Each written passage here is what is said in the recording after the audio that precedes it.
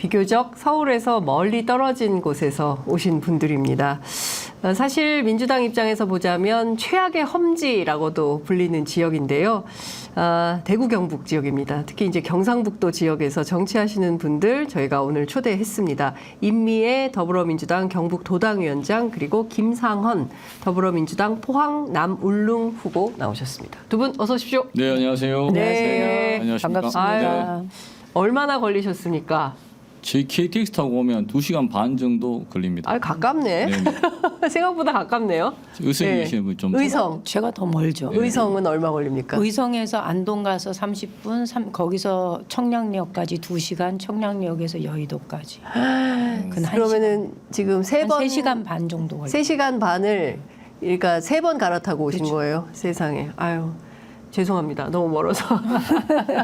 그래도 제가 예. 여기 장윤선 취재 편의점 애청자들한테 꼭 인사드리고 싶어서 아, 그러셨구나. 네. 안 그래도 저희가 2대 카메라 준비해 놓고 있습니다. 임미애 위원장님부터 저희가 하도 세상이 사납고요. 네. 역사 왜곡도 너무 많고 특히나 이제 5.18 폄훼 발언 뭐 일베 출신 이런 사람들이 도태우. 예, 돼서 많은 분들이 헛헛하실 것 같습니다. 그럼에도 불구하고 그 지역에서 희망의 정치를 좀 하기 위해서 열심히 하시는 두 분의 인사 말씀부터 듣겠습니다. 저 하얀 카메라 보시고 하시면 됩니다. 안녕하세요. 경북에서 올라왔습니다. 어젠가요? 그 도태우 후보의 공천을 유지하겠다는 국민의힘의 입장을 보면서 니네가 그러면 그렇지라는 생각을 버릴 수가 없었습니다. 왜냐하면 이게 한두 번 있는 일이 아니거든요. 근데 그때마다 상황을 모면하는 식으로 이것을 넘어가고 진심으로 국민들한테 역사 왜곡하는 발언을 한 사람을 뭐 이렇게 처벌을 한다든가 제재를 가한다든가 이런 진정성을 한 번도 보여준 적이 없는 이 정당이 그런 정당이 대구 경북에서는 다수의 의석을 차지하고 있고 그리고 아직도 여전히 유권자들한테는 가장 그 유력한 선택지로 남아있는 그 안타까운 현실입니다. 그래서 요거를 좀 보고자 열심히 뛰고 있는데요. 방송 보시면서 대구 경북에 좀 힘 좀 실어주시기 바랍니다. 저희도 할 수 있는 데는 최대한 열심히 뛰어보겠습니다. 고맙습니다. 네. 성난 가브리엘라 님이 제가 대구 달서구에 삽니다. 이렇게 주셨고요. 조프님께서 경북 의성의 송아지 엄마 임미애를 응원합니다. 감사합니다. 예, 써니님인가요? 응원합니다. 두 분 뭐 이런 의견. 임미애 후보님 힘내세요.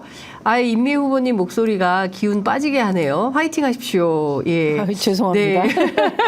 힘내십시오. 따뜻하게 환영합니다. 네, 이렇게 많은 응원 댓글이 달리고 있습니다. 자, 이번에는 김상헌 후보 가겠습니다. 자, 네. 저쪽에 하얀 카메라 네네. 보시면 됩니다.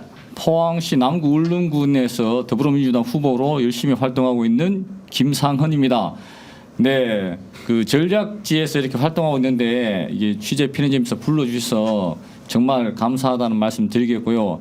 앞으로 이런 유튜브 채널에 자주 출연함으로 인해서 지역에 계신 분들 중에 저를 잘 모르시는 분들은 이런 유튜브를 보고 또 아셨다고 하시는 분도 많으니까 이런 기회가 많았으면 좋겠다는 말씀 드리고요. 또 저희는 이제 최상병 희생 사건에 책임 있는 사람이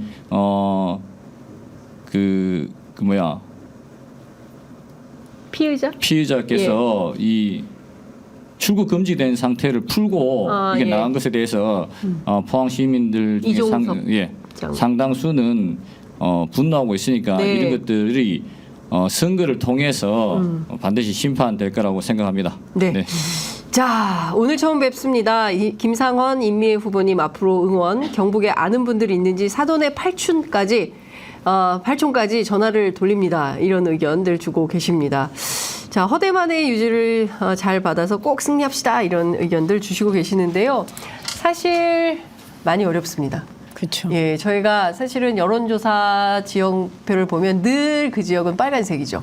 예. 빨간색인데 더 네. 서러운 건요. 아예 네. 여론조사할 때 대구 경북을 빼고 여론조사를 좀 하더라고요. 아. 최근 이제 뭐 나오는 여론조사 보면서 막 격전지 그다음에 파란 것 물감이 칠해진 곳은 아주 그 기쁜 마음으로 막 소개를 하는데 네. 그 여론조사 이 원데이터 들어가서 보면 대구 경북은 빠져 있어서 네. 아예 여기는 우린 여론조사 기관에서도 버리고 가나 이런 생각이 좀 들었었습니다. 하나 똑같아서 그런 걸까요? 그럴지도 어떻게 봐야 모르겠어요. 될까요? 그 임 위원장님 지금 경북 의성에서 민주당 활동하신 지가 몇 년이 되신 거죠? 저희 2004년도부터 야, 그때 20년. 열린우리당 그때는 새천년 민주당이었나요? 예, 예. 남편이 예. 2004년도에 국회의원 선거를 치렀고 네. 2006년도에 제가 열린우리당으로 선거를 예. 치렀고 그러니까 네. 민주당이 이름을 좀 바꿨지만 예, 예. 쭉 민주당으로 예. 2006년도 제가 지방선거 예. 그다음에 2008년도는 남편이 그땐 좀 쉬었어요. 예. 가정 형편상. 예. 2010년도에 제가 다시 지방선거, 예. 2012년도에 남편이 국회의원 선거 네. 이렇게 해서 번갈아 해서 지금까지 온 게 예. 저희가 따져보니까 남편하고 제가 선거 치른 게 9번이더라고요. 부부가 네. 평생 민주당을 하면서 그런 거네요. 20년. 그렇죠. 최소 20년은 민주당 후보로 경북 지역에서 뛰고 있다. 네, 그런데 저희 지역이 네. 그러니까 전국에서 민주당 지지율이 가장 낮은 곳이 저희 지역이에요. 의성? 의성 군이, 의성군이. 영덕, 영덕. 예. 청송 이쪽이. 예. 그런데 저희는 그래도 선거 때 후보를 빠지지 않고 민주당 후보를 꾸준히 냈거든요. 예. 그러니까 사람들이 지금은 경북에서 민주당 하기 어렵지 않냐 이렇게 얘기를 해도 네. 저희는 그래도 지금 분위기는 네. 찍어주지는 않을지언정 예. 민주당을 무시하거나 막 이런 분위기는 없어요. 아, 근데 경북 전체로 놓고 보면 저희가 민주당 후보를 처음으로 13개 지역위원회에 다 낸 게 예. 지난 2020년이고요. 네네. 2016년, 2012년, 2008년 이럴 때 예. 심지어 구미에서도 예. 후보를 못 냈었어요. 사람이 없어서요? 그렇죠. 2004년도에 추병직 장관이 한번 예. 출마를 했고 2008년도에 김경은 후보가 나왔고 그다음부터는 쭉 비었어요. 그러다가 2020년도에 김영건 후보가 나온 거죠. 네. 그리고 이번에 선거를 다시 나오는 거예요. 예. 그런데 또 유일하게 예. 포항은 네. 남울릉하고 북구에서 예. 민주당 후보가 꾸준히 나온 거예요. 아. 그게 가능했던 건 포항 네. 북에는 오준기 후보가 있었고 예, 예. 남울릉엔 허대만 위원장이 있었고. 돌아가신. 네, 그렇죠. 네. 그래서 포항하고 구미는 인구 규모나 이런 것에서는 좀 비슷한데도 네. 정치 지형은 포항이 훨씬 더 조금 이렇게 활발했던 거고 구미는 많이 뒤처져 있었던 거죠. 오히려 네. 경북 북부권에 저희 의성 지역이 네. 2000년 초반부터 계속 민주당 시도를 해왔다는 특징이 이렇게 예. 자료를 보면 알 수 있어요. 예. 아, 그런데 그 두 분 모두 저 기초의회에서는 좀 활동을 하신 거죠? 저는 기초의원부터 했고 네. 저는 광역의원부터 했어요. 도의원, 저희 도의원, 도의원 같이 했어요. 도의원 같이 네네. 하시고.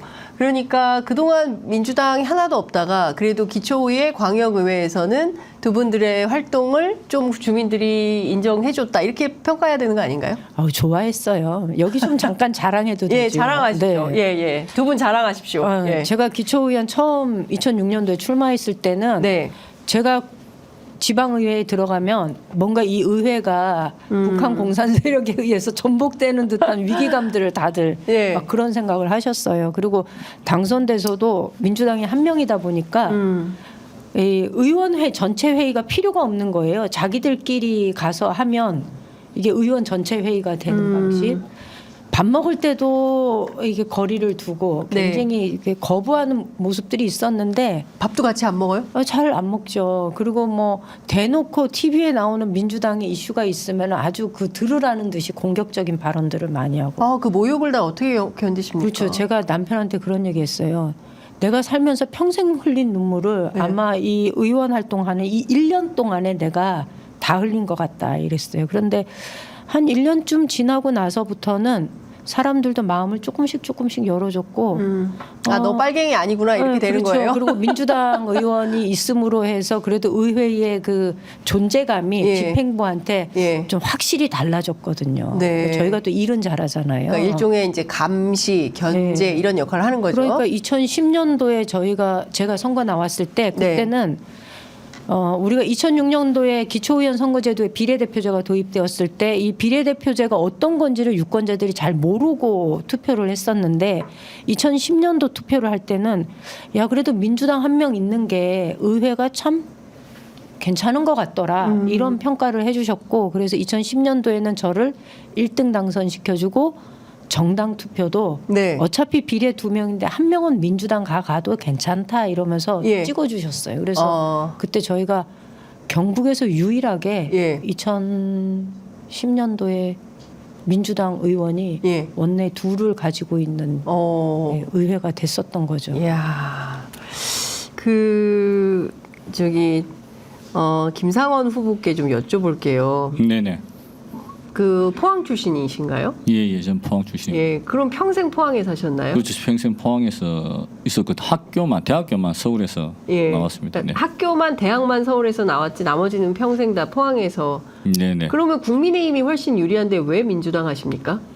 그래서 성향이 국민의힘의 성향이 아닌 거죠. 저는 이제 민주당 성향이다 보니까 네. 뭐 사회 약자라든가 이런 것들에 대해서 좀 같이 함께 가자 이런 게 제 성향이다 보니까 제가 민주당을 이제 선택하게 된 거죠. 네. 뭐 물론 이제 국민의힘에 계시는 분들하고 친분도 있지만 그래도 그때 당시에 또 허대만 위원장님이 저희 고등학교 선배이시기도 하고 네. 물론 뭐 전화번호를 알거나 가까운 사이는 아니었지만 네. 그래도 뭐 페이스북을 통해서 선배님한테 먼저 연락을 드리고 마침 또 오준기 위원장님도 저희 고등학교 선배님이고 두 분 다 이제 민주당 활동을 하셨던 게 네. 좀 영향을 미쳤는 것이 아닌가 싶은 생각도 들고 제 성향이 이제 민주당이다 보니까 네. 제가 민주당 활동을 하게 된 것 같습니다. 성향이 민주당이다. 네네. 근데 선배를 잘못 만난 거야. 잘 만난 거야. 이럴 땐. 만약에 선배님들 중에 네. 국민의힘에서 활동하시는 분도 꽤 됩니다. 하여튼 되기 때문에 네. 또 제가 민주당이었군요. 그렇죠. 예, 예.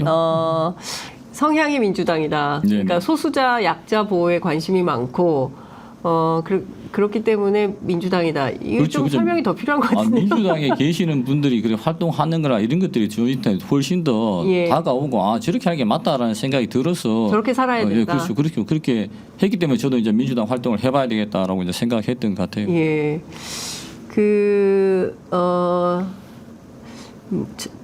장자선이라고 읽어야 되나요? 제가 고향이 경북 의성입니다. 지금은 서울에 살고 있어요. 저는 오랫동안 민주당 지지자입니다. 고향 어른들 생각하면 항상 마음이 너무 아픕니다. 10여 년 전부터는 고향이 싫어지더군요. 지금은 누구에게도 고향이 경북 의성이라고 얘기도 안 합니다. 의성 어딘지 한번 물어보세요. 의성 어딘지 말씀해 주십시오. 혹시 동네 사람 아니에요? 저 봉양면입니다. 봉양면. 왜 이렇게 됐을까요? 그러게요. 저희도 가끔 그 생각 하거든요. 왜 경북이 뭐 진짜 영덕에서는 물미역을 공천해도 된다. 네. 국민의힘 포항은 과메기만 꽂아도 그렇죠. 된다. 뭐 이런 네. 얘기를 근데 그 국민의힘 후보들이 그런 얘기 합니다. 예. 해요. 예. 자기들도 그 예. 얘기는 자기 스스로 얼굴에 침 뱉는 얘기고 내가 능력도 실력도 경쟁력도 없는 사람이라는 얘기를 드러내는 얘기인데도 본인도 그 얘기해요. 그리고 예선이 본선보다 더 치열한 예선 끝나고 나면 선거가 끝난 듯이 착각하고서 선거운동도 안 해요. 얼마 전에 저희 지역의 국민의힘 후보가 5명이 이제 열심히 선거운동을 하는 중에 한 번도 이분들이 로타리에서 출퇴근 인사를 한 적이 없거든요. 네. 근데 제가 태어나서 처음 봤잖아요. 빨간 옷을 입은 5명의 후보가 로타리에 쫙 서가지고 출퇴근 인사를 하는 거예요. 왜 그런 거예요, 갑자기? 아유, 자기들끼리 경선 때문에 이게 경선 때문에. 경선 때문에 그러는 건데 네. 아무리 그래도 예. 그런 일은 없었거든요. 제가 그 국민의힘 관계자들 무슨 얘기 하냐면 괜히 선거운동 하다가 실수해서 표 떨어질 수 있으니까 경선을 통과해서 공천 받으면 그때부터는 집에 들어가서 안 나온대요. 선거 때까지. 그래야 이긴다. 말라면 큰일 난다. 이런 게 선거운동 방식이라고 하더라고요. 그게 진짜 대한민국의 민주주의가 정착된 지 이게 그 세월이 몇 년 됐죠? 한 7, 80년. 그렇습니다. 예. 비극인 거죠. 민주주의라고 할 수 없는 사회가 지금 선거 때는 우리 대구 경북에서 벌어지는 일이고요. 저희도 이게 왜 이런 게 묻지마 투표가 갈수록 더 강화되는 것 같을까 네. 고민을 안 할 수가 없어요. 네, 민주당 네. 하다 보면. 근데 특징은 하나가 있어요. 예를 들면 구미나 포항처럼 기업이 있어서 외부에서 사람이 들어오고 네. 그래서 그 지역 사회가 약간 외부인과 현지인들이 이렇게 섞여서 사는 곳은 표심이 움직여요. 네. 그런데 그렇지 않고 원주민들이 정착해서 살면서 계속 그 지역의 구성원으로 있는 곳. 그래서 새로운 사람들이 들어온다거나 뭐 이런 일이 적은 곳에는 표심도 바뀌지가 않아요. 근데 경북의 상황이 지역이 커가기보다는 지역이 자꾸 인구 감소로 해서 줄어들잖아요. 네네. 그러니까 이분들은요. 우리는 10년이면 세월이 바뀐다라고 얘기를 하지만 실제로는 이분들은 20년 전의 일이 어제 일 같은 거예요. 그러니 그분들한테 세상의 변화라는 거는 이 남의 일처럼 여겨지는 거고 세상의 변화에 대해서 또 둔감해지면 투표하는데도 선택할 때 고민이 전혀 없는 거죠. 네, 그런데 그래도 광주는 국민의당도 찍었다가 뭐 다른 당도 찍었다가 뭐 이런 게 있는데 TK 특히 이제 대구 경북 지역에서는 전혀 그런 미동조차 없다. 네. 그래서 우리공화당의 조원진 대표 같은 분은 아니 우리도 한번 다른 당 한번 네. 찍어줘 봐라. 우리가 더 오른쪽이다. 뭐 이제 이런 얘기를 하는데 참 변함이 없다. 그 기저에는 어떤 게 있을까요? 왜 대구 경북의 주민들은 오로지 국민의힘만 표를 줍니까? 제가 아까도 말씀드렸듯이 네. 지금 뭐 대구 경북에 이때까지 쭉 시장님이 국민의힘이고 국회의원도 전체적으로 국민의힘이고 다른 당은 생각이 안 되는 거예요? 그러다 보니까 그분들과 관계에 있는 분들이 늘 떠들고 그분들과 관계에 있는 부분들이 뭐 많은 활동들을 하고 그러니까 그분들과의 그 무리 속에서 벗어나면 뭔가 큰일이 생길 것 같은 그런 느낌. 그리고 민주당에 투표를 하고 싶은 생각도 조금씩 가지고 있는 분들이 계시는데 그렇다고 해서 이게 투표해서 이게 당선이 될까? 내가 투표한다고 당선이 될까라는 그런 분들도 있고 좀 변화가 필요하다. 이제 과메기만 공천해서 되는데 이거 좀 바꿔야 된다는 생각도 많이 가지고 계신 것 같아요. 좀 선거운동을 해보면. 네. 그럼에도 불구하고 내가 표를 줘서 과연 당선이 될까라는 그런 확신이 좀 부족한 것 같아요. 예. 그러니까 저희들도 후보자들도 좀 더 뛰어나신 분들이 나와서 또 이렇게 캐리어가 높으신 분이 나와서 활동하면 정말 당선되지 않을까 싶은 생각도 좀 있는데 네. 외부에 계신 분들이 또 그 경력이 화려하신 분들이 이제 뭐 고향이 포항이신 분들이 그런 분들이 국회의원 되신 분들이 이제 포항에 와서 활동을 할 것이냐라고 네. 따지면은 또 당선 가능성이라든가 지역의 현실을 잘 모르시니까 못 오시는 분들도 많은 것 같아요.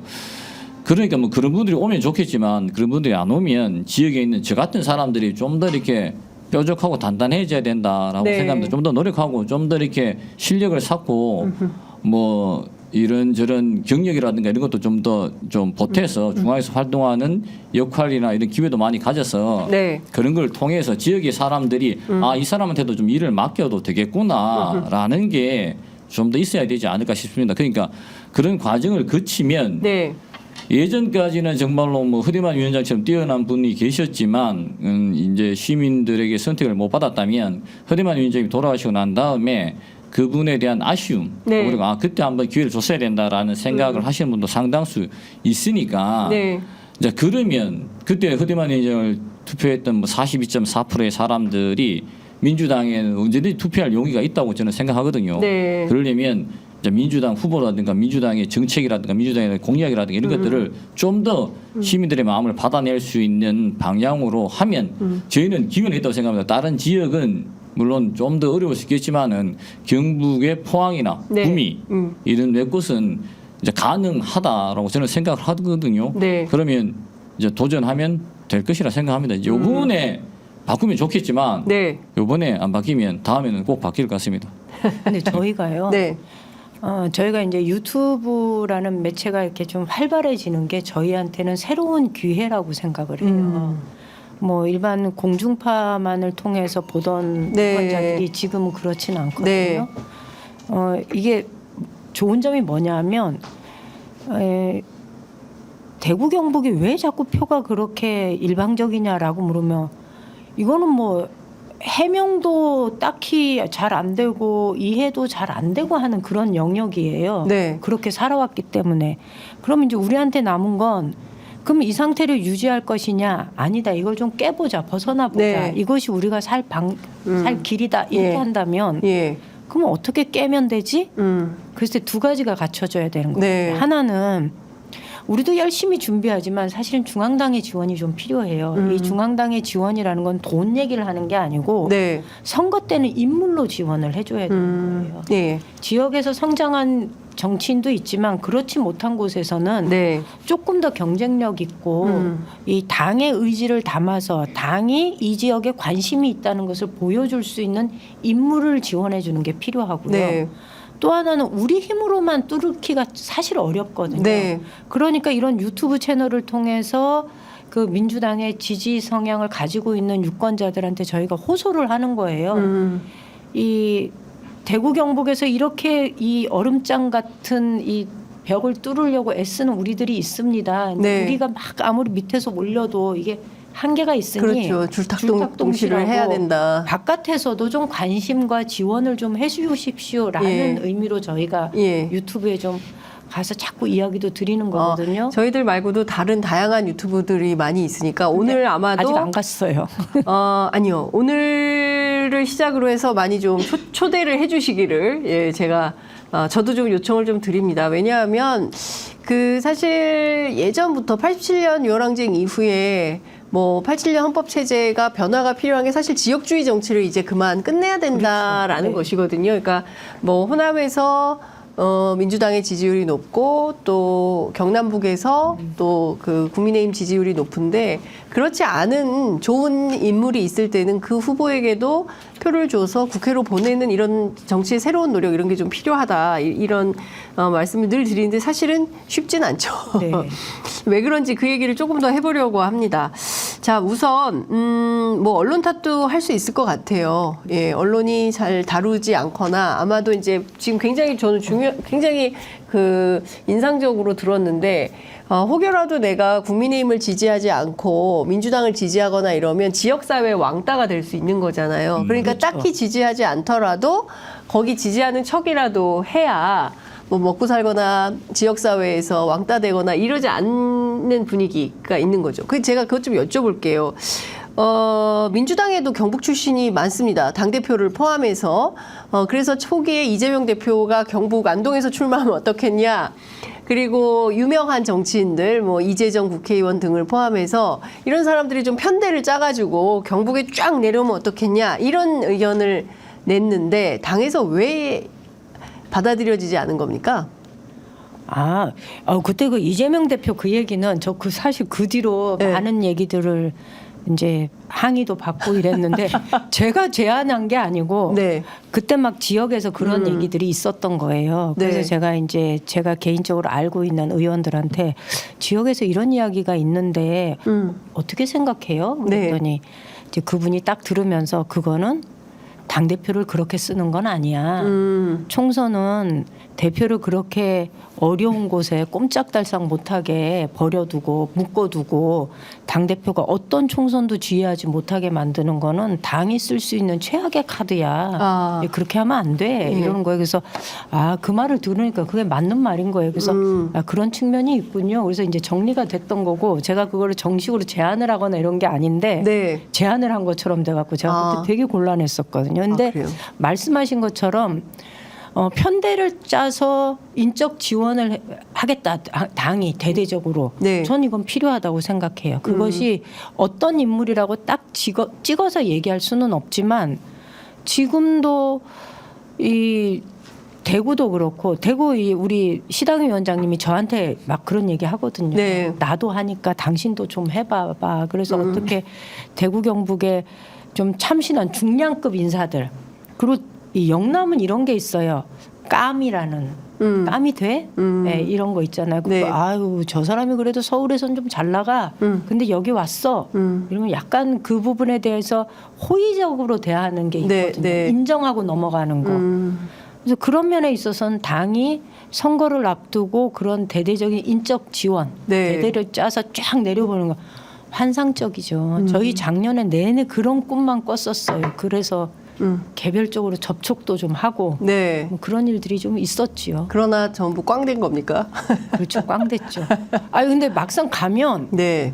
되게 서운할 때가 있어요. 아니 그럼 나보고 가서 죽으라는 소리입니까? 이렇게 말하는 분들이 계세요. 내지는 그렇게 말하는 유명한 당원들도 정치인들이 뭐 이겠죠. 유명하다기보단 그 우리 당원들 중에도 그런 얘기 하세요. 그런 얘기를 들을 때 저는 이런 생각이 들죠. 그럼 우리는 뭐야? 이런 생각이 좀 드는 거예요. 네.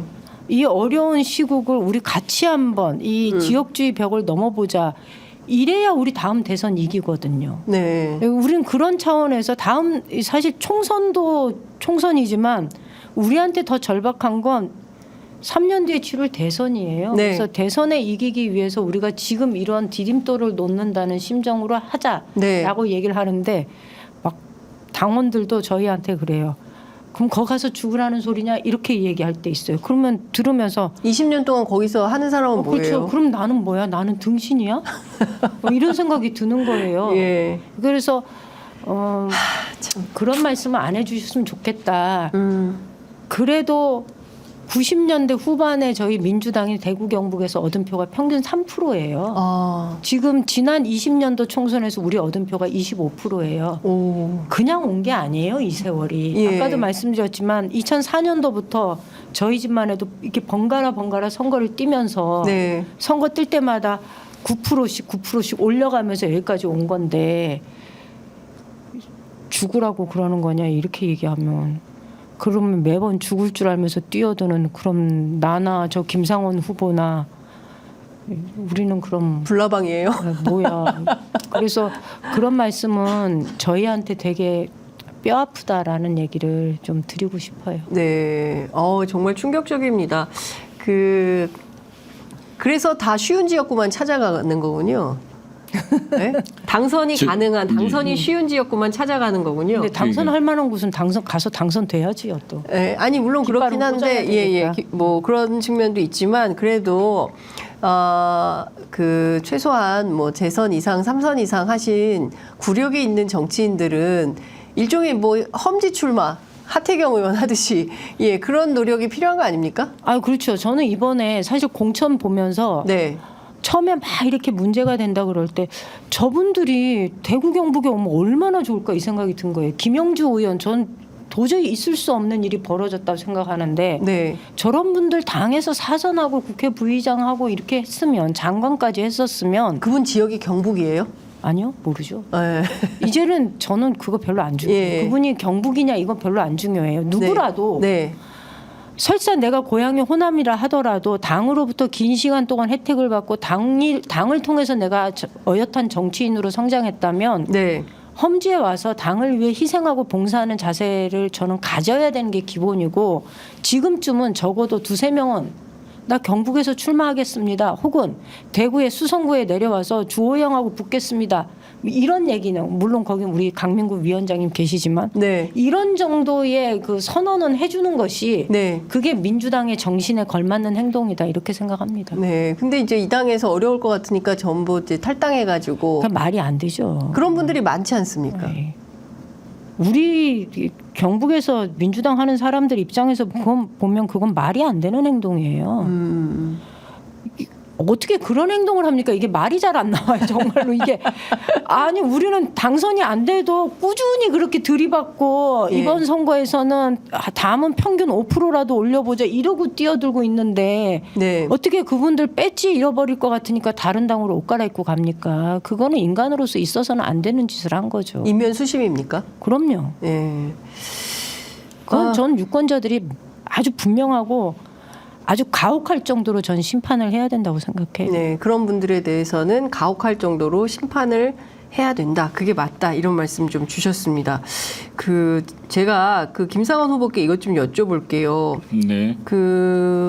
민주당 하면 왜 이렇게 북한을 연상시키는 겁니까? 그 지역에서는 종북 세력, 빨갱이 왜 아직까지 지금 한국 전쟁이 끝나고 얼마나 많은 정보 저희가 이제 유튜브로 뭐 또 다양한 뭐 그 인터넷 경로를 통해서 확인할 수 있음에도 불구하고 왜 민주당에 대해서는 늘 이렇게 종북 딱지, 색깔론 이런 게 붙는 걸까요?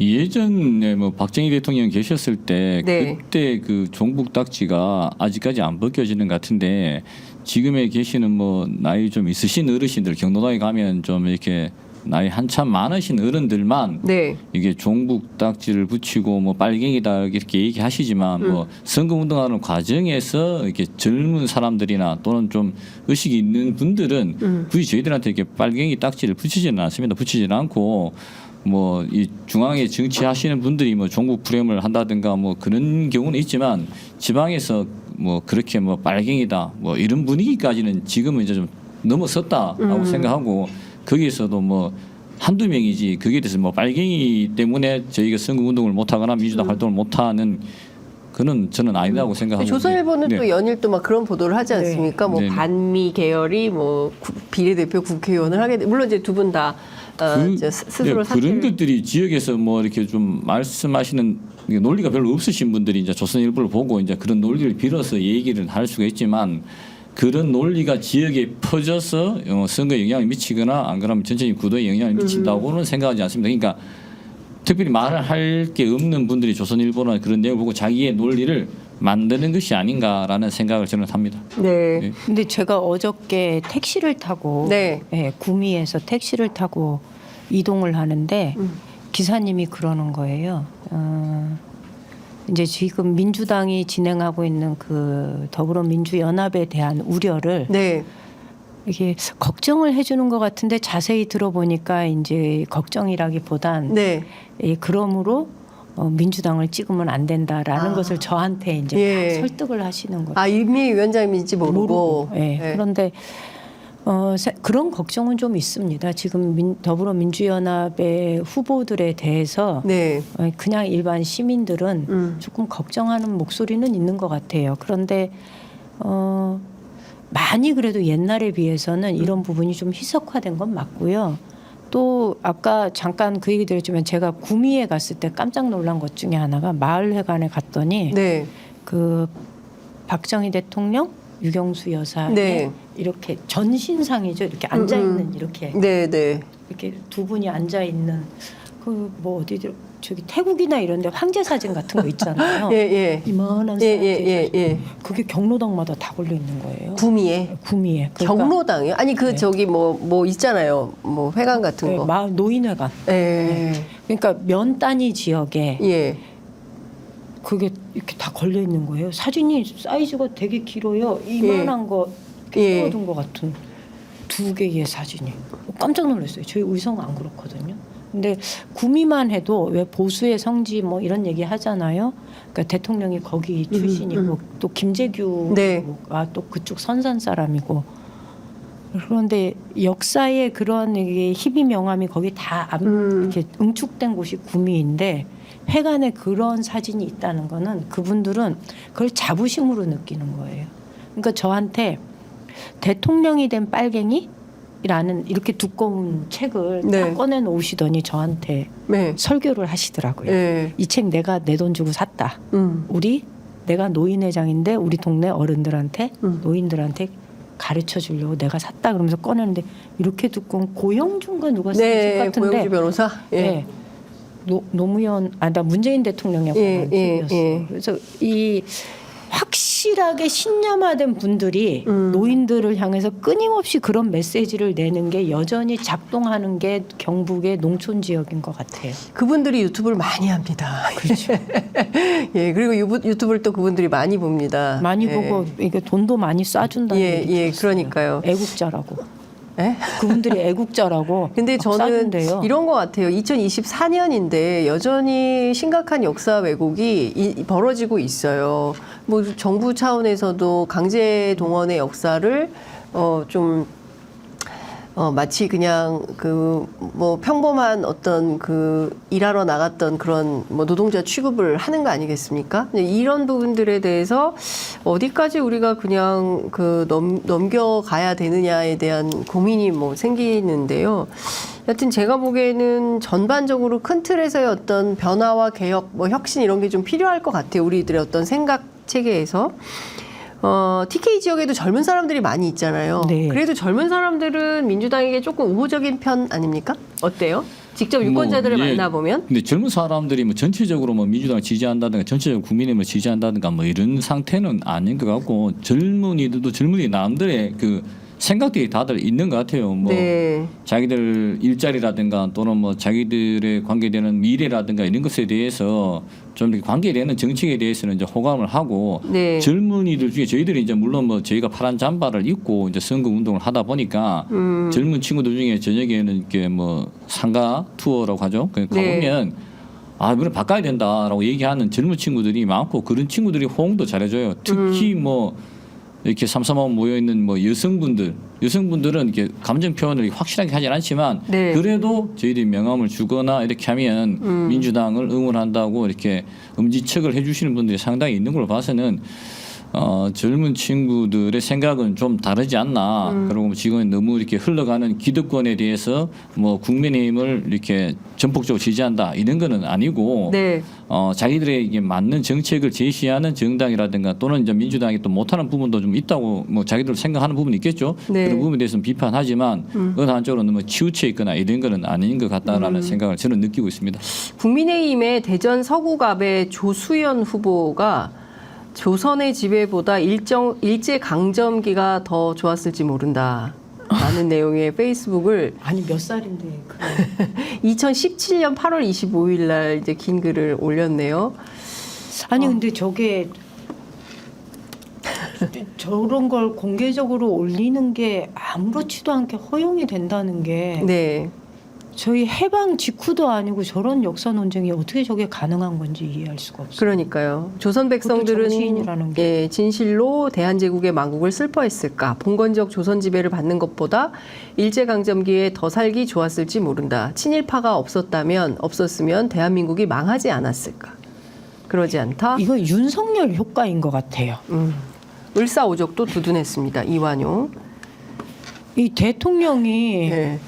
구분 없이 외교 활동을 하는 것이 이게 외교 활동이 아니라 역사를 심각하게 왜곡하고 뒤틀면서 이 그동안 지난 2년 동안 해나갔잖아요. 네. 저는 그 영향이 저렇게 젊은 사람들한테도 아무렇지도 않게 저렇게 페이스북에다 글을 쓰게 되는 거 아닌가 싶네요. 지금 말씀 들어보니까 도태우 변호사 5.18 망언 왜곡, 그다음에 지금 조수연 후보의 친일 옹호, 그다음에 태영호도 있었고 김재원도 있었고 뭐. 너무 많지 않습니까? 네. 근데 이분들이 또 이제 표를 달라고 하는 것이고 또 표를 받아서 국회에 또 들어가겠죠. 이 역사의 아이러니를 어떻게 하면 정리할 수 있을지. 그러니까 독일 같은 경우에는 반나치법 같은 게 있어서 그렇죠. 그런 발언하면 바로 처벌받습니다. 그런데 우리는 그런 법조차도 제정을 못하고 있기 때문에 끊임없이 이런 역사 왜곡이 필요하면 막 동원하는 거예요. 아무 때나. 그래서 막 조롱하고. 근데 더 심해지죠. 옛날에는 이 정도로 뻔뻔하지 않았거든요. 좀 조심스러운 측면이 있었는데 이제는 노골적으로 자신의 왜곡된 역사관을 드러내도 네. 아무도 그것에 대해서 제지하지 않죠. 네. 부끄러워하지도 부끄러워하지를 않고. 않아요. 예. 그리고 이게 오히려 그러니까 되게 세상이 거꾸로 가는 것 같고 오히려 이게 자신의 정체성을 드러내고 인정받고자 하는 욕구가 여기 표현되어 있는 것 같아요. 네. 말이 안 되는 짓인데. 근데 이런 일들이 막 버젓이 벌어지고 있으니까 국민들 참 이게 제대로 된 그 사관이 잡혀 있는 사람이라면 이게 참 용인될 수 없는 거 아닌가라는 생각이 좀 듭니다. 어떻게 생각하세요? 이런 주장들? 그러니까 이런 주장들을 하시는 분들이 표를 받는 과정에서 표를 이분들한테 이제 물론 국민의힘의 후보이고 국민의힘을 지지하시는 분들 이런 분들 이제 투표를 이런 내용까지 세세히 모르고 아마 투표하시는 분들 저는 상당히 많다고 생각하거든요. 네. 그러니까 이런 것들에 대해서 저희 같은 민주당 후보나 또는 민주 세력에 계신 분들이나 이렇게 유튜브 하시는 분들이 좀 이렇게 많이 알리고 전파해서 네. 이런 사람들이 투표받아서 국회의원이 되는 일은 막아야 되지 않나 싶습니다. 그러니까 이런 걸 좀 저희들이 많이 알려서 네. 이런 사람이 국회의원이 되는 일은 막아야 된다고 생각합니다. 네. 이준석 막을 수가 있겠나 이게. 참, 너무 어이가 없어. 어떻게 저렇게 뻔뻔스럽게. 네, 그러니까요. 이런 사람들이 지금 표 달라고 다 나왔습니다. 이준석 개혁신당 대표요. 네. 원래 선거 초반에 비만 고양이 가장 반개혁적인 인사와 붙겠다며 대구 출마를 그럴 줄 알았어요. 그럴 줄 알았어요? 네, 그럴 줄 알았는데 아니대. 예, 화성으로 갔어요. 예. 네. 그의 선택은 좀 대구 지역에서 어떤 파장을 낳고 있습니까? 제가 대구에 굉장히 자주 갔었잖아요. 그렇죠. 조국 혁신당인가요? 네. 예. 그 당이 잘한 것 중에 하나가 네. 가장 잘한 거 제가 얘기하는데 이준석을 한 방에 날려버렸다라는 거죠. 언론에서 이준석이 사라졌어요. 예. 마찬가지로 대구 경북에서 네. 더 이상 아무도 이준석을 거론하지 않아요. 이게 조국 효과예요. 조국 효과예요. 예. 예. 그러니까 이제는 이 개혁신당에 대한 관심 자체가 없어진 게 네. 대구 경북에서 예. 이 조국 신당의 가장 큰 효과다 이런 생각이 들고요. 네. 그래서 이준석이 어디를 가든 별로 관심이 없어요. 아마 화성 갔다 그러길래 반도체 벨트 뭐 이런 예. 얘기 하길래 예. 반도체 벨트보다 거기가 분구가 되잖아요. 네, 그래서 예. 이제 젊은 사람들이 많을 거다 이런 생각. 그다음에 이원욱 의원하고 네. 같이 연대를 해서 좀 해볼 거다 뭐 이런 생각이 있는 것 같은데 네. 저는 결국은 살기 위해서 갔는데 거기가 살 곳인지 죽을 곳인지는 제가 볼 때 지금 상황에서는 단정 지을 순 없지만 그게 네. 녹록한 곳은 아닌 것 같다. 잘한 선택은 아닌 것 같다. 그 천하람 위원장하고 함께 TV에서 네. KBS에서 토론하면서 친분을 좀 쌓지 않으셨습니까? 네, 그래서 제가 대구 오세요. 네, 이랬었거든요. 천하람 그분 변호사한테? 대구, 네, 예. 그 거기는 저기 순천에서 출마한다는 거잖아요. 그렇죠. 예. 그 천하람의 도전은 어떻게 될까요? 저는 되게 의미 있다고 생각해요. 순천에서. 예, 예. 그분 지난번에 3%인가 받았어요. 네. 제가 이분의 마인드 중에 되게 높게 평가하는 것 중에 하나가 이래요. 예.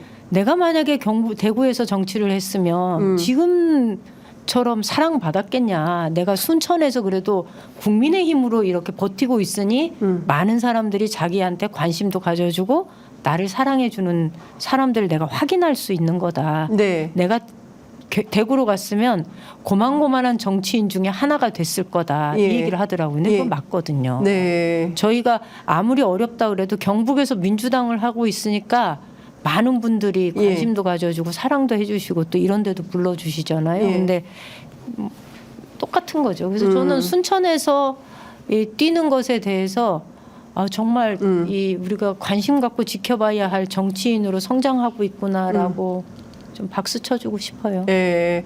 아니 순천의 민주당원들이 뭐라고 해당형이라고 하지 않을까요? 아니, 근데 그분 지난번 3%였어요. 그러니까요. 그러니까 좀 지역을 떠나서 좀 새로운 정치를 시작하고 도전하는 젊은 청년 정치인들이 그 지역에서 뿌리 박아서 정말 새로운 정치를 할 수 있는 상황이 되면 좋겠는데 아직은 좀 녹록지는 않은 것 같다라는 생각이 좀 듭니다. 그 지역이 굉장히 어렵다. 특히 이제 인구 절벽이기 때문에 나중에는 투표할 유권자들도 없을 수도 있고 대표할 국회의원도 없을 것 같다. 이제 이런 우려했는데 포항 지역 같은 경우에는 실제로 어떤 지역의 현안들이 있습니까? 포항 지역에는 뭐 인구 소멸과 관계되는 뭐 그렇게 인구 소멸이 되는 지역이 그렇게 많은 건 아니지만 인구가 네. 빠지는 것은 사실 인구가 빠지고 있고 네. 점점 그 인구가 빠져서 이제 뭐 전반적으로 문제가 되고는 있는데 네. 그런 것보다는 지금 저희들은 이제 뭐 상급 종합병원이라든가 이런 공장 유치라든가 뭐 이런 것들에 대해서 좀 더 관심이 있고 그런 것들을 좀 중점적으로 네. 이제 다뤄볼까 하고 있습니다. 그 경북 지역에는 그래도 병원은 많이 있지 않나요? 아니 없어요. 경상북도에 높고 이제 그게 대구에 좀 몰려 있다 보니까 대구에. 예. 경북 북부권이라든가 네. 저희 포항이라든가 이런 데는 이제 상급 종합병원이 없는 없어요. 예. 그렇구나. 저희가 대구하고 같이 있었잖아요. 네네. 예, 그러다 분리되고 나니까 모든 그 기반 시설들이 대구에 집중되어 있었거든요. 네. 경북은 김상원 후보님 말씀하신 것처럼 예. 경북에는 없어요. 그리고 30분 이내에 응급 이렇게 중환자가 네네. 응급 의료기관으로 이송될 수 있는 사람들의 그 비율이 전국에서 가장 낮아요. 그래서 치료 가능 사망률이라 그러거든요. 네. 그러니까 제때 치료받으면 살 수 있는데 네. 치료받지 못해서 죽음에 이르는 분들이 강남에 비해서 영양의 경우는 3.6배인가 뭐 이렇게 높아요. 그렇구나. 예, 그래서 예. 대한민국 사회에서는 어느 곳에 사느냐에 따라서 아무리 의료 기술이 발달해도 격차가 너무 예. 크죠.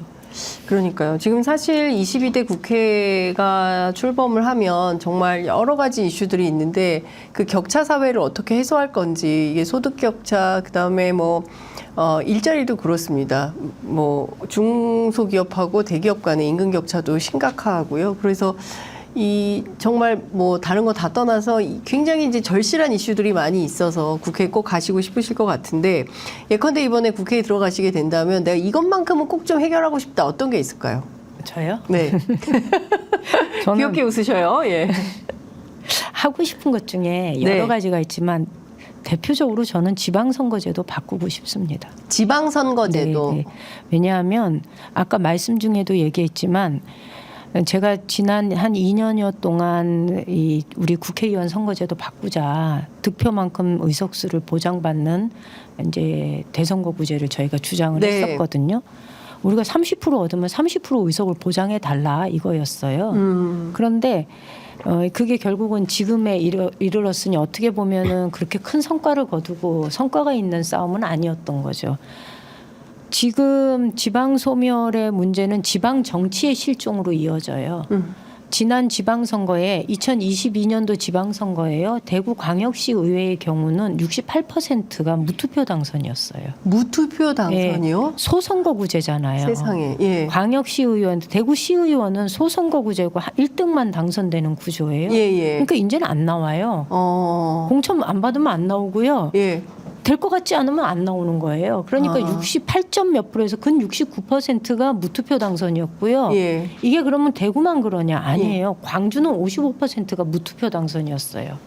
저는 지방 소멸의 문제는 결국은 지방에서 지방을 위해 일할 정치인들이 자꾸 빠져나간다는 소리가 되고, 지방의 정치인들을 우리가 제대로 키우지 못하면 아무리 뭐 민주주의니 지방자치니 이야기한다 하더라도 그 제도를 유지해 나갈 사람이 없는데 이게 무슨 의미가 있냐라는 네. 생각이 들어요. 그래서 저는 제일 먼저 하고 싶은 건 네. 지방선거제도 바꾸자. 특히 기초의원의 경우 3인 선거구제를 대폭 늘리는 것이 필요하고요. 그래야 국민의힘도 광주 호남에서 네. 기초의회 진출할 수 있어야지요. 예. 그래야 건강해지지요. 네. 민주당도 네. 기초의회 진출할 수 있어야지요. 네. 그렇게 해서 3인 선거구를 통해서 소수 정당들이 들어올 수 있다면 예. 지방의회는 굉장히 활발해질 것이다 이렇게 보고요. 일단 토론이 가능해지겠어요. 그렇죠. 서로 그다음에 다른 두 의견들이 있으니까. 번째는 그 시도의원, 광역의회 의원 선거 제도도 바꾸어야 된다. 이게 소선거구제이면 아까처럼 네. 대구는 68%, 여기는 55% 무투표 당선의 현상이 벌어지는데 네. 이거는 민주주의가 아닌 거죠. 그래서 저는 이 제도를 손보는 것이 필요하다. 옛날에는 이 문제를 정당 공천제를 없애자라는 문제로 접근을 했었는데 저는 네. 이게 정당 공천제의 문제는 아닌 것 같아요. 지방 소멸과 지방자치 제도의 이 위기는 네. 동시에 같은 궤를 달리고 있다라는 측면에서 전 이 문제를 꼭 좀 한번 손대고 싶다. 그 외에 다른 것도 있는데. 네, 말씀하시죠. 그리고 지방 공기업 평가 기준을 조금 바꾸고 싶어요. 예를 들면 네. 우리가 정부기관 2차로 이렇게 지방으로 이전하겠다고 윤석열도 공약했는데 이거 안 하고 있거든요. 아마 네. 총선 지나면 할 것 같아요. 근데 지방의 공기업들이 내려와서 혁신도시라고 이렇게 만들었지만 그렇죠. 실제로 이 혁신도시가 잘 안 돌아가요. 김천도 이번 선거가 마지막이에요. 단독 선거구로는. 예. 거기 13만 깨지거든요. 예. 지금 간당간당한 수준이에요. 예, 예, 다음 예. 선거는 이게 단독 선거구가 안 된다는 소리예요. 연합선거구가 그렇죠. 돼야 되는구나. 그런데 왜 이런 일이 벌어지냐 하면 네. 혁신도시라고 해서 공기업이 내려와 있는데 이 사람들이 본인만 내려와 있는 형태예요. 가족들은 다 서울에 다, 있어요. 예, 그렇죠. 예. 그러니까 저는 지방 공기업을 평가할 때 예. 원래 취지가 뭐예요? 그 공기업을 중심으로 해서 그 지역을 새롭게 살려보겠다는 그렇죠. 거잖아요. 그러면 예. 그러한 취지가 제대로 구현이 되고 있는지를 공기업 평가에 반영해야 되고 그 반영 비율이 높아야 된다는 거예요. 네. 예를 들면 가족들이 내려와서 예. 그 지역에서 정착하면서 살고 있는가도 저는 네. 반영이 되어야 된다 이렇게 생각을 해요. 네. 자, 우리 김상원 후보는 예컨대 국회에 진출하신다면 어떤 입법 활동을 좀 하고 싶으십니까? 예, 저는 지금 이제 서민들 살아가기가 너무 어려운 상황인 거죠. 지금 뭘 짓거나 뭐 이런 거 한 것보다는 네. 서민들 살아가기 어려운 이 상황에서 뭐 이자율을 낮춘다든지 대출 만기를 연장한다든지 서민의 생활을 좀 일단 먼저 보살피는 게 우선이다. 그런 정책들을 시행하고 난 다음에 그때 이제 그 다음에 뭐 상급 종합병을 유치한다든지 기업을 유치한다든지 그렇게 했으면 좋겠다라는 게 이제 제 생각이고 뭐 그런 과정에서 자영업자들에 대한 SOS 대출이라든지 그다음에 지방학위 기본소득제라든지 그다음에 뭐 반려동물 의료보험제도라든지 이런 것들을 이제 쭉 이렇게 시행을 해보는 것이 서민들한테 좀 도움이 되지 않을까 싶습니다. 네. 근데 우리가 막 이런 얘기들을 하잖아요. 네. 근데 제일 중요한 건 우리가 의석을 어느 정도 확보하느냐가 22대 총선에 되게 중요한 문제인 것 같아요. 지금 민주당이 총선에서 어떻게 승리하느냐에 따라서 네. 지금 이 정부의 무도한 이런 입법기관이건 사법기관이건 완전히 무시하고 그동안 국가가 운영돼 왔던 기본 골격들을 흔들어대는 이 정부 하에서 네. 22대 국회가 제 기능을 하려면 예, 이 문제부터 해결해야 되는 거 아닌가. 네. 이 정부를 충분하게 견제하고 많은 다수의 국민들이 3년 너무 길다 이런 이야기 하시잖아요. 예. 이 문제를 우리가 확실하게 매듭 지을 수 있으려면 네. 이번 총선에서 민주당이 얼만큼 잘 싸우느냐가 중요한 것 같아요. 제가 이것 좀 여쭤볼게요. 임 위원장님 그 남편분께서는 네. 지금 구미에 출마하신 거죠? 네. 네. 그래서 지금 선거운동 캠페인을 하고 계시죠? 네. 네. 그리고 지금 비례 후보가 되신 거잖아요. 이제 되려고 서류를 내놓은 거죠. 예. 네. 그러면 지금 두 부부가 다 민주당에서 경북 지역에서 이제 그 정치를 하고 있는 건데 일부에서는 그런 비판이 있습니다. 부부가 번갈아 가면서 민주당에서 비례대표 국회의원을 하는 게 말이 되냐 이런 비판이 있습니다. 어떻게 생각하십니까? 처음에는 그런 말씀들을 하실 때 네. 사실은 조금 억울하다 그래야 되나? 네. 이거는 우리가 그냥 공짜로 얻은 게 아니고 우리가 이 각자의 정치 활동, 정치적 삶을 최선을 다해서 살아가는 과정에 된 것인데 왜 이거를 나하고 김영건을 섞어서 마치 내가 김영건의 후광을 입어서 거저 얻은 것처럼 생각하실까 해서 약간은 좀 서운한 게 있었어요. 네. 그런데 그 마음은 잠깐이었고 그 다음에 들은 생각은 뭐냐면 그만큼 대구 경북에서 비례 의석을 내는 것도 어려웠던 거거든요. 이번에 처음으로 당이 결정을 하고 전략 지역국에 그동안 활동했던 사람한테 기회를 주겠다 이렇게 네. 결정한 거잖아요. 그렇게 보면 당원들이 느끼는 서운함이나 네. 뭔가 좀 이렇게 한쪽으로 기회가 쏠리는 것에 대한 부당함이라든가 이런 마음을 느낄 수는 있겠다라는 생각이 들었어요. 그래서 제가 더 미안한 마음이 있고 또 현장에서 뛰고 있는 후보들한테 더더욱 미안하기도 하고 그래서 제가 마음을 먹은 건 이 미안한 마음, 그다음에 당원들이 느끼는 뭐 이런 마음들을 네. 제가 좀 받아서 네. 더 열심히 하는 의정활동으로 보여줘야 되겠다. 왜냐하면 되게 중요한 기회거든요. 네. 대구 경북 시도민한테 민주당 정치인의 효능감을 제대로 보여줘야 네. 그래야 다음번 선거에서 민주당 후보를 선택하는데 조금 덜 주저거릴 수 있는 네. 거잖아요. 예. 그래서 그런 효능감을 제대로 보여주는 예. 그 역할을 한다면 그래 내가 그런 활동을 통해서 우리 민주당 그 활동가들한테 네. 다음 선거에서는 더 많은 기회를 제공해 줄 수 있지 않을까 이제 그렇게 마음을 먹고 있습니다. 그 저희 지역에서도 저런 얘기가 많이 나왔었거든요. 네. 부부간 같이 이렇게. 근데 이제 어느 분이 그런 얘기 하시더라고요. 정말로 그렇게 비판하려고 하면 김영건 의원이 국회의원 나오고 임미애 위원장님이 도지사 나오고 번갈아가고 나오고 이럴 때 그때 말렸어야지. 그때 왜 둘 다 희생하느냐. 그때는 말리진 않고 네. 지금 와가지고 부부를 묶어가지고 저렇게 얘기하는 것이 맞느냐. 뭐 이렇게 얘기하더라고요. 들어보니까 그 말도 맞는 것 같아요. 네. 그러니까 지금 말씀하시는 것처럼 제가 도의회 생활도 같이 했었거든요. 임미애 네. 위원장님이랑 임미애 위원장님이 잘 하셔서 이제 지금도 지금 솔직히 이제 제도 자체가 이제 경북의 뭐 전략 지역에 여성 한 명을 뽑다 보니까 임미애 도당 위원장이 되신 것 같아요.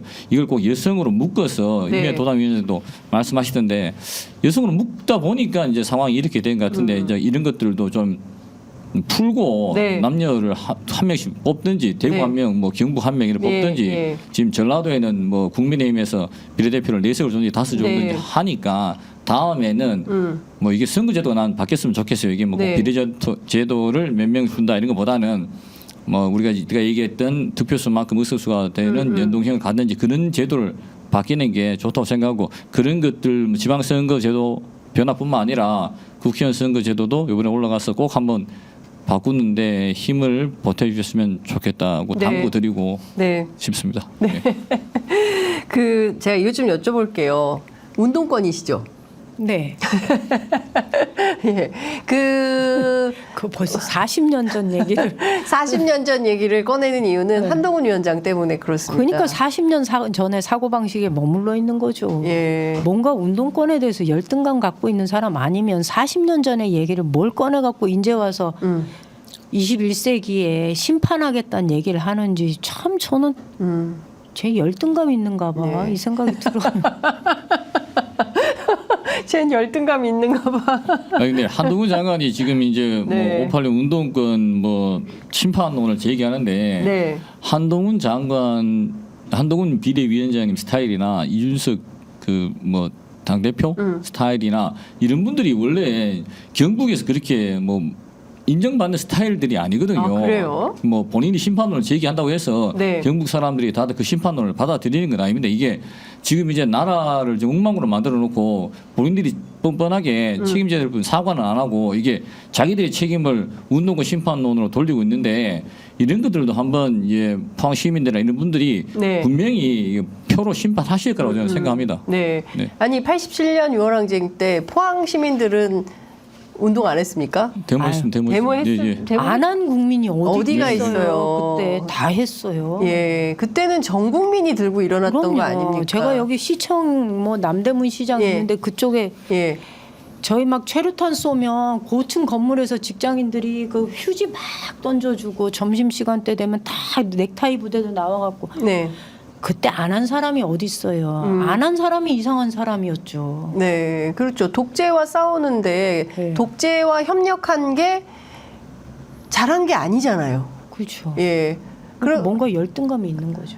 이 열등감만으로 해석이 될까요? 저는 이게 어떤 기득권을 계속 유지하려고 이런 주장을 하는 건지 그 의심이 드는데 중요한 포인트는 이런 것 같습니다. 그러니까 한동훈 위원장뿐만 아니라 국민의힘 그리고 윤석열 대통령 포함해서 정부 여당 전체가 이제 끊임없이 민주당을 향해서 색깔론, 그 다음에 이제 종북, 뭐 전체주의, 예, 뭐 반국가 세력, 뭐 이런 식의 이제 아이덴티티를 막 강화하면서 그러면서 마치 역사에서 있어서는 안 되는 존재들로 규정하려고 하는 점.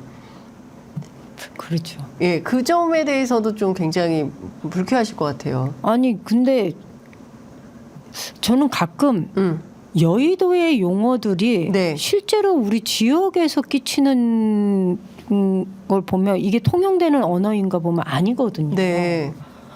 전 민주당이지만 우리 지역 사람들이 저를 빨갱이라고 얘기 안 해요. 그러니까 물론 2006년도에는 저한테 그랬어요. 빨갱이라고. 2006년도에는. 네, 그땐 그랬죠. 그러니까 뭘 근거로 그렇게 얘기해요? 그냥 그렇게 얘기해요. 민주당은 빨갱이. 근데 지금은 그렇진 않아요. 네, 그리고 최소한의 예의는 갖춰줘요. 민주당 정치인에 대해서도. 네.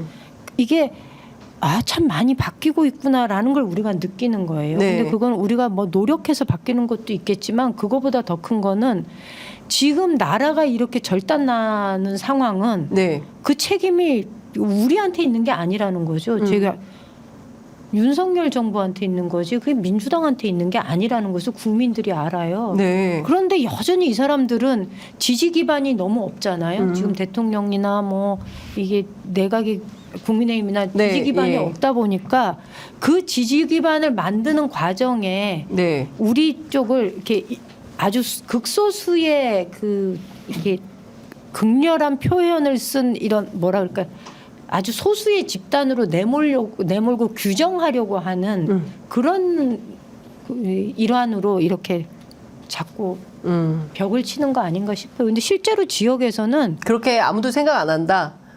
저한테 누가 그런 얘기를 예. 하겠습니까? 종북 그러면 예. 뭐 맨날 같이 밥 먹고 같이 그러고 사는 사람이 내가 종북 그러면 그래 내가 종북이다 그래봐요 다 웃지요.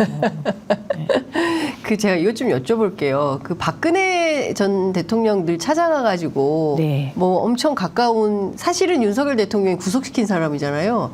예. 그런데 에이, 아니에요. 아니에요?